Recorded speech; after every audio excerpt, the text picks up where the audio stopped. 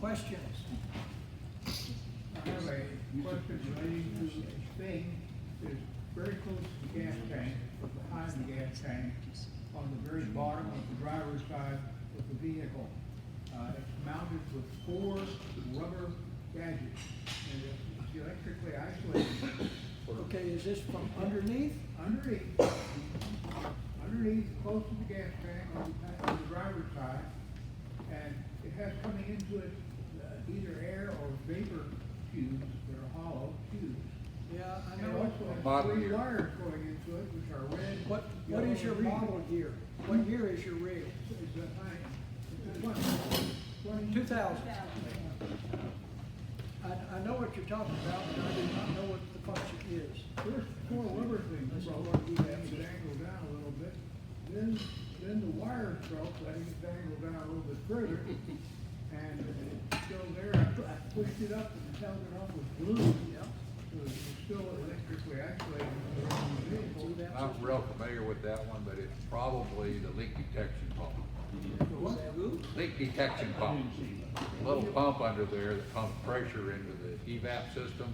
Fuel system.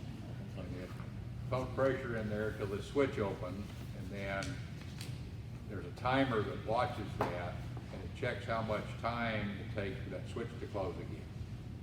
If it's longer than 3 minutes, it says the system is good. If it's less than that, if a little bit less than that, it says you have a slow leak. If it's a lot less than that, it says you have a big leak.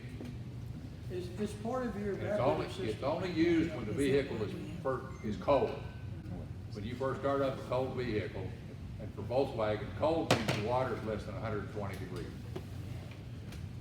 You start it cold, and after just maybe a minute or so, it goes through that leak detection test. It didn't seem to make any difference in its operation, despite breaking the 3 It wires. won't, yeah, it won't. You'll get codes, but that's it. But when you go to get inspected, depending on your state, you might fail the inspection because of pollution problems. Maryland doesn't have it. It has nothing to do with how the vehicle operates. It's strictly for emissions. Okay, the other thing that happens simultaneously is that my generator motor, the starter motor or the solenoid is functioning. I've got 12 volts back to the generator box where the two plugs are, but I can't even make the solenoid click if I use either the start area in heaven or down below at the generator. So is my problem probably the solenoid or the starter? It could be any of them. Could be a connection that's There's corroded. There's a control board in there. So the switch actually goes to the control board, and the control board decides if it's willing to start. That feeds out to the solenoid, magneto, all kinds of stuff, and to the starter. Keep on taking it apart. Taking out the fixture. Well, if you go to rialtainfo.com and look for the generator page, there are real good service manuals, troubleshooting manuals for both the Generac and the Onan. If you go step by step through that, it'll tell you exactly what's wrong with it. There's a logic diagram in the troubleshooting section. You just start at the top, and it says, if this is this, do one thing. If this is that, it goes a different direction. Straight through it, you'll get to some point where it says, okay, you got to replace it. Identifying those things when I'm down there though. You mentioned Onan and Generac. Those 2 items check oil level differently. The Generac, you take the dipstick out, you clean it, and you put it in, you screw it in.